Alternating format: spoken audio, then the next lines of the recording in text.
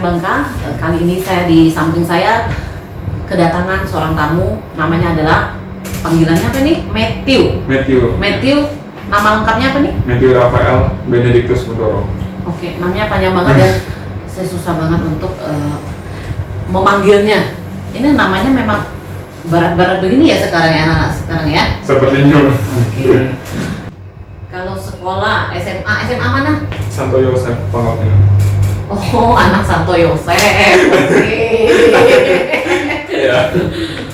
Kenapa sekolahnya di Santo Yosef? Ini tuh dari Koba ke Santo Yosef. Karena yang dari saya tahu tuh salah satu sekolah terbaik di Bangka Belitung tuh ada di Santo Yosef. Oke. Dan Bukan sekolah paling mahal. mahal dan paling baik. Mungkin dibarengi lah. Oh, ini justru kalau lagi ngomong Santo Yosef saya tertarik nih. Ini Santo Yosef ini kan terkenal sekolah mahal, jajannya gede. Bahkan sebenarnya saya pernah sempat bikin di salah satu channel Bangka Posit itu jajanan anak-anak Santo Yosef. Itu saya bikin, itu lumayan juga viral, ada view-nya di atas ribuan. Oke. Nah, di situ kan anak-anak tunggu. Kamu lulus berapa tahun yang lalu? 3 tahun yang lalu juga. 2017.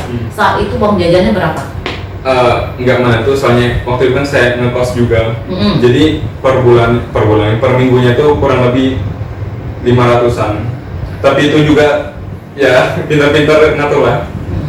Per minggu 500-an uang jajan kan? Iya.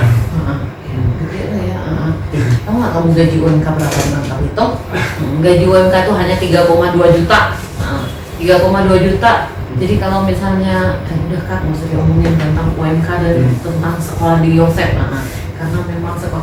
Terus kalau dulu pas waktu sekolah di Yosef, bawa mobil atau bawa motor? Motor. Bawa motor, kadang-kadang bawa mobil. Jarang-jarang. Lebih terbaik motor. Oke.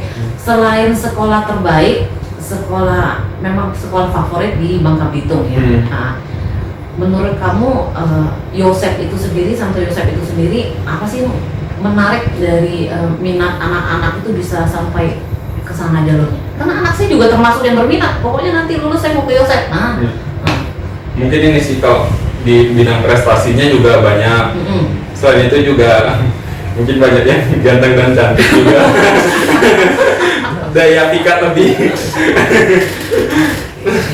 Ini di sebelah saya anak mantan dari SMA Santo Yosef Pangkal Pinang, ganteng, berprestasi, tajir ya harusnya ya. Karena anak Santo Yosef kalau nggak tajir kayaknya belum ketemu nggak tajir. Oke. Seberapa sih cantik-cantik cewek di Santo Yosef? Seberapa cantiknya? Cantik nggak sih? Dulu sempat pacaran nggak sih pas SMA? Kayaknya dia. Iya kan? Sekarang kalau ngurusin sekolah udah, sekarang kan harus ngurusin yang ini juga, ngomongin yang hal-hal menarik. Jadi pas dulu SMA, sekarang jomblo ya teman-teman semua sahabat Sonora FM Bangka. Ini Matthew di sebelah saya. Umurnya tadi berapa? 21. Umurnya 21 tahun, jomblo sekarang. Tapi kita flashback ke belakang, pas lagi sekolah SMA, udah berapa kali pacaran? 1 kali. Oh, 1 kali pacaran. Oke. Udah putus ya berarti ya? Iya, sudah putus. Oke. Nggak apa-apa, berarti sekarang terbuka peluang untuk kalian semua. Silakan.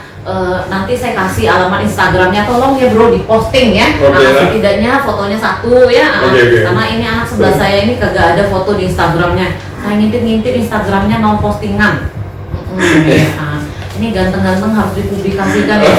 Jadi ini anak ganteng, ya masa depannya juga bagus ya. Ke depan, udah bikin pabrik sawit sendiri aja lah, udah. Nggak usah. Nggak ada mau. Matthew, boleh dijelaskan nggak, kamu sekarang ini sedang kuliah di luar ya? Iya. Kuliah di Jogja? Jogja. Oke, di Jogja kuliah di universitas mana? Duta Wacana. Duta Wacana. Duta Wacana ini di Jogja di daerah mana? Di daerah dekatnya Bethesda. Oke, ada berapa fakultas di sana? Ada 8 fakultas. Apa aja? Ada kedokteran, ada bahasa Inggris, ada teologi, arsitektur, bisnis, desain tadi, sama bioteknologi. Bioteknologi. Dan kamu Matthew di mana? Di bioteknologi. Boleh dijelaskan nggak bioteknologi itu seperti apa sih sebenarnya? Ke depan dengan kuliah di situ, dengan jurusan bioteknologi ini mau jadi apa? Kalau bioteknologi itu sendiri, dari yang telah saya belajar, itu tuh ilmu pengembangan dari biologi. Jadi biologi itu kayak ilmu teorinya, sedangkan bioteknologi itu seperti penerapannya. Jadi bisa di bidang industri, lingkungan, kesehatan. Contohnya kayak ada rekayasa genetika segala. Jadi ke depan karirnya itu akan seperti apa? Kerjanya di perusahaan apa dan jadi apa profesinya? Kalau di perusahaan bisa mengambil di bidang lingkungannya seperti di limbahnya. Terus kalau di industrinya bisa dalam produksi. Seperti produksi yang produk-produk bioteknologi. Contohnya kayak ada susu, keju segala. Yogurt. Kenapa tertarik di bioteknologi ini? Karena di Bangka Belitung kebetulan yang bioteknologi menurut saya masih jarang didengar, dan selain itu ada peluang di situ juga. Soalnya banyak kayak lingkungan Bangka Belitung kan banyak yang rusak karena pertambangan. Apakah artinya selesai kuliah nanti akan balik ke daerah dan membangun Bangka, atau akan berkarir di luar? Rencananya setelah ini saya akan mencoba ke Bangka dulu. Ke Bangka dulu ya? Mungkin perusahaan sawit atau.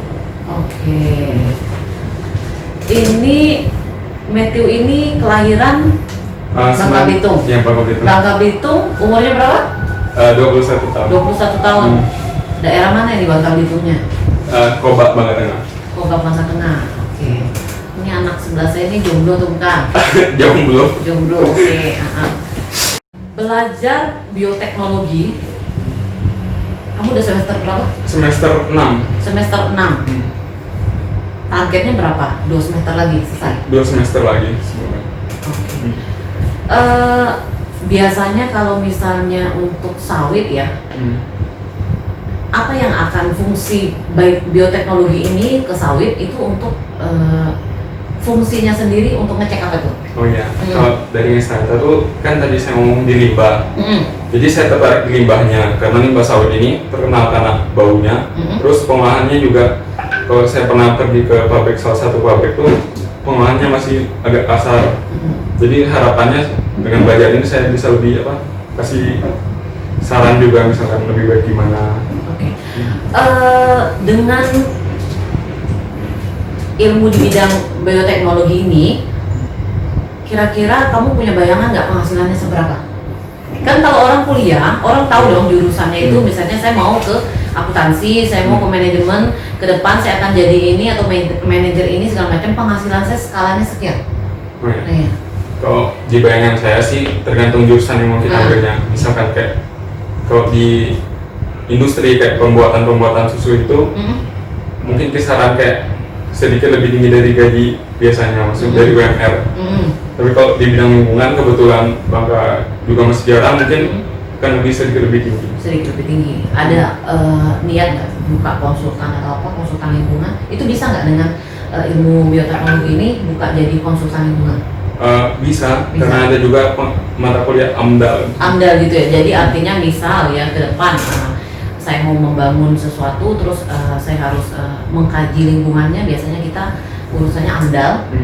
Itu saya bisa konsultasi ke Matthew, bisa bahkan bikin kajiannya, karena kalau misalnya mau bikin AMDAL itu kan kita ada yang namanya istilahnya hitung-hitungannya segala macam ya. Itu memang belajar di situ ya. Iya, belajar, tapi kebetulan saya belum mengambil itu. Ini sudah berapa lama di Jogja? 3 tahun. 3 tahun. Selain kuliah ngapain aja kegiatan sehari-harinya? Kegiatan sehari kuliah, dan kadang waktu mencoba ke alam seperti naik gunung, terus ke pantai, konservasi penyu. Konservasi penyu. Udah kemana aja pantai? Kalau konservasi penyu di mana? Ada di Pantai Samas, terkenal dengan konservasi penyu lekang. Saya agak ini sih blank tentang Jogja, karena Jogja termasuk salah satu kota yang belum saya kunjungi. Harusnya di bulan Juli ini Ini tanggal berapa nih? Tanggal 7 ya. Harusnya 7. tanggal 4 saya ke Jogja. Ini tiketnya pun udah isut, saya batalin full karena Covid. Oke. Iya. Dan ini udah Harus datang, Bu. Iya. Jogja bukan nggak datang ya, sorry. Jogja itu saya udah pernah pergi. Cuma turun pesawat. Bu. Turun pesawat dan saya lewat Malioboro, terus saya pergi di situ kan macet banget ya. Iya. Macet, terus kita langsung ke Semarang. Saya cuma numpang lewat doang. Nah, itu jadi kekesalan. Iya, sayang Bu harus datang. Iya, terus udah gitu saya pernah ke Solo. Oh, Solo ya? Dekat Tapi juga? saya nggak ke Jogja. Dan saya beberapa kali ke Semarang, nggak ke Jogja. Nah, giliran mau ke Jogja, batal gara-gara Covid. Nah, agak kesel gitu ya. Kalau bioteknologi ini bahasa kerennya tadi ilmuwan sama nggak? Bisa jadi. Bisa jadi ilmuwan. Kalau misalnya ngurusin lingkungan segala macam, kalau ngurusin virus bisa nggak? Bisa juga, tapi untuk level untuk S1 belum mencapai ke sana. Oke. Kalau misalnya dia menemukan virus-virus yang kalau sawit gitu ya, misalnya yang melemahkan tumbuhan itu sendiri, bisa ada? Ada, bisa juga. Bisa juga. Tertarik nggak selain sawit, misalnya